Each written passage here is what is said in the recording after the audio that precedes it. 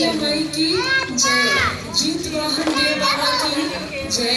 देखिए दीदी, जितना भी माता बहन एक कथा के सुनतनी आप सबके प्रणाम बटे और आप सबसे यही प्रार्थना बा कि ये जितिया कथा कवि के कहानी जितिया कथा बड़ा सुंदर बा। एक बार आप सब पूरा कथा सुनो। देखिए दीदी, एक गांव में एगो किसान रहत रहे। वो किसान के दो जना बेटा रहता लो। बड़का बेटा के नाम दीदी सोनू रहता और छोटका बेटा के नाम मोनू रहता। देखिए किसान बढ़िया से अपन गुजारा बसर बढ़िया से करता रहे। आपका धन के किसान के धीरे धीरे उनकी धन संपत्ति भी समाप्त हो जाती है। वे दोनों हर समय संतान के वियोग में तड़पते रहते थे। समय के साथ उनके पास कुछ भी नहीं बचा। सेठ जी कमाई करने के लिए परदेश चले गए। देखते ही देखते दिन महीने में बदल गए और महीने सालों में बदल गए, परंतु सेठ जी वापस नहीं आए। जो थोड़ा बहुत अनाज घर में बचा था वो भी खत्म हो गया। अब सेठानी भी घर से बाहर काम के लिए निकलती है और एक मैदान से मिट्टी खोदने का काम करने लगती है। जिस मैदान से सेठानी मिट्टी खोदती थी वहाँ बहुत सारे बच्चे खेलने आया करते थे। उन्हें देखकर सेठानी बहुत खुश होती और कुछ समय के लिए अपना दुख भूल जाती थी।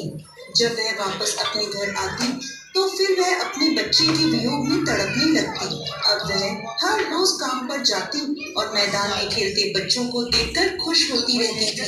एक दिन सेठानी जब मैदान में मिट्टी खोदने पहुंची तो देखती है कि वहाँ एक भी बच्चा खेलने के लिए नहीं आया था।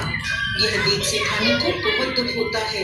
उस दिन सेठानी मिट्टी का एक बहुत सुंदर बच्चे का पुतला बनाती है और शाम को काम खत्म कर उस पुतले को लेकर अपने घर आ खुश रहने लगी।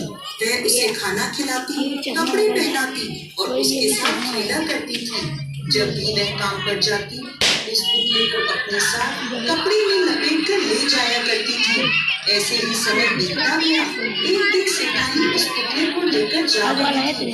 तभी उसने देखा कि एक पेड़ के नीचे कुछ औरतें बैठी पूजा कर रही थी।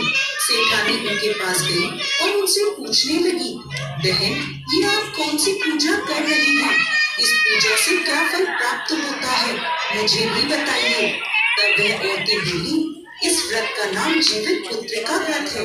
यह व्रत करने से संतान की आयु लंबी होती है। जो महिलाएं विधि विधान से यह व्रत करती है, यदि उनके संतान है तो उसे लंबी आयु प्राप्त होती है और यदि संतान नहीं है तो उन्हें पुत्र रत्न प्राप्त होता है।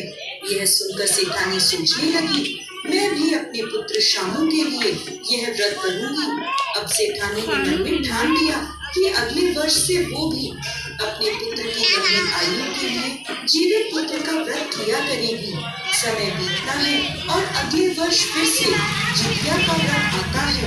तब सेठानी पूरी श्रद्धा और भक्ति भाव से जीवित पुत्रिका का व्रत रखती है।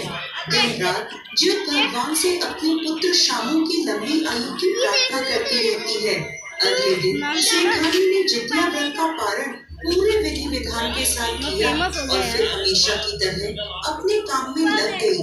एक दिन वो उस पुतले को लेकर काम पर गई तो उसे